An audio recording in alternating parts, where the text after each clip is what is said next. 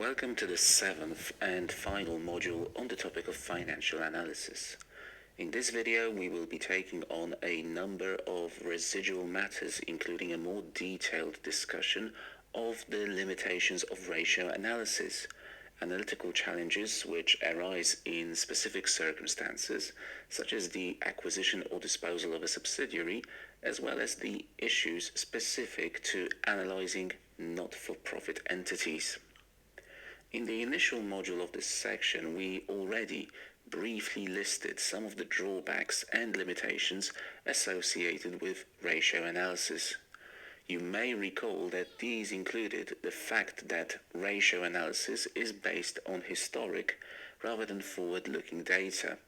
that the results derived from it may prove inconsistent, that it requires considerable judgment and may be distorted by accounting policy choices and creative accounting practices.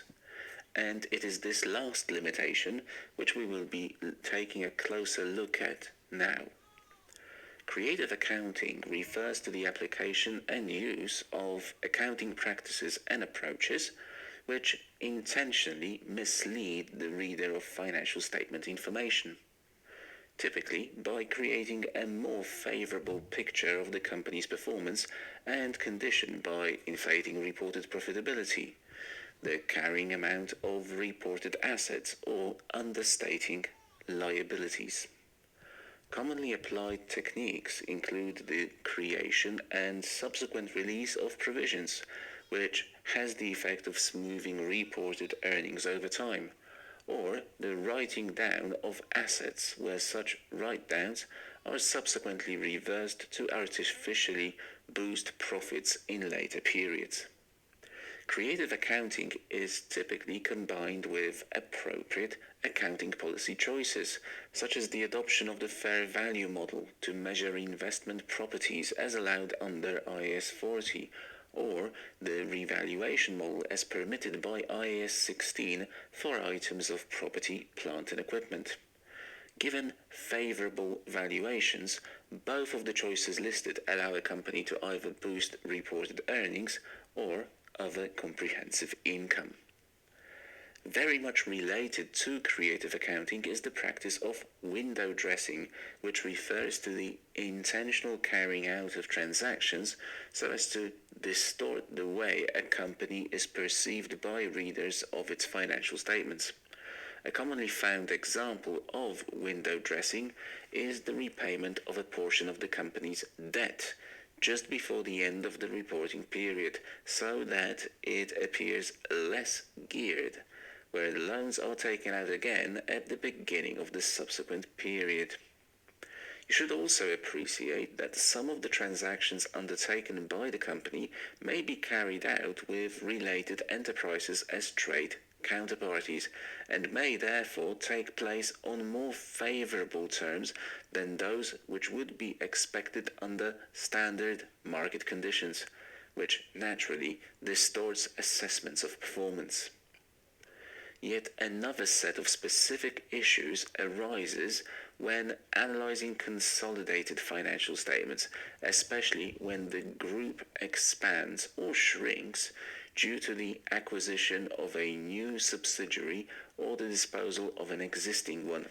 respectively, making it difficult to benchmark performance against prior periods, and if the acquisition occurs during a reporting period, making it difficult to interpret the data for that period as well.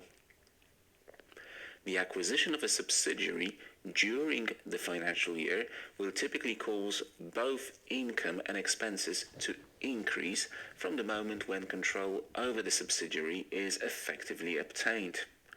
If the acquired business operates in a different industry or follows a different business model than the remainder of the group, its profitability ratios, most notably its margins, are likely to be different, causing a shift in group profitability metrics as well. Taking a balance sheet perspective, the appearance of a new subsidiary triggers a jump in group assets and group liabilities. Once again, if the subsidiary follows a different business model to that of existing group members, working capital ratios such as the receivables collection period, inventory turnover, or the payables payment period are likely to change. A similar list of reservations may be made when considering the impact of a mid-year disposal of a subsidiary on computed ratios and their comparability across periods. Let us now move on to the final point of this module, namely the interpretation and analysis of financial statements prepared by not-for-profit organizations or public sector entities. This group includes a range of institutions which may, in practice, adopt a variety of legal forms, for example, foundations, charities, or government agencies. It is important to note that the objective of such institutions is the attainment of a certain goal, such as the provision of education or healthcare, as opposed to making a profit or generating a stated return on capital invested, as is the case with the majority of private sector companies. It is therefore natural that many of the ratios which we discussed in the previous modules, such as profit margins, ROE, return on capital employed, or investor ratios such as earnings per share, will not be relevant when assessing the performance of these entities. Economic or financial criteria are nevertheless still important to the functioning of not-for-profit organizations,